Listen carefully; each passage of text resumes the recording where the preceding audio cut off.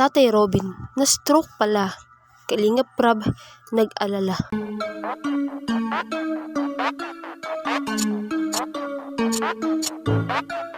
Sukidesu. Nag-alala nga si Kuya Rab kay Tatay Robin.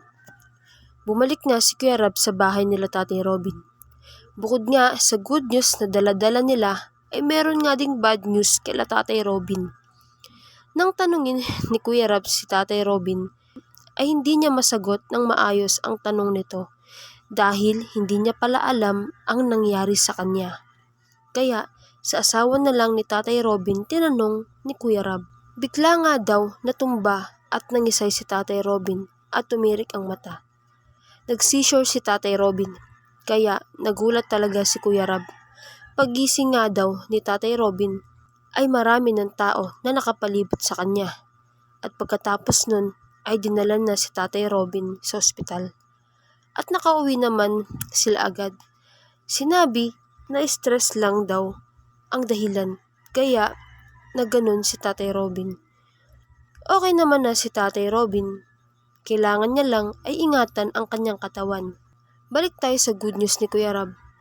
Dahil marami nga ang nagbigay at umabot na po ang ipon nila Kuya Rab ng halos 150,000 na grabe. Nasa halos kalahati na sila ng kailangan ni Tatay Robin.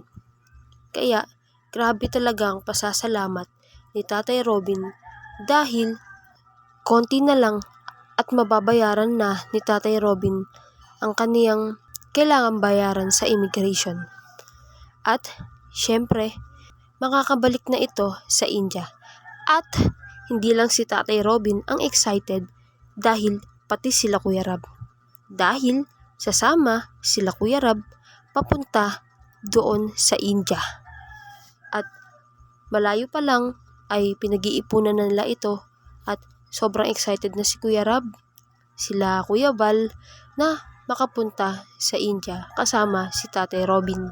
Maraming salamat po sa panonood at pakikinig. Please do not forget to like, leave a comment, share, and subscribe po sa aking munting YouTube channel.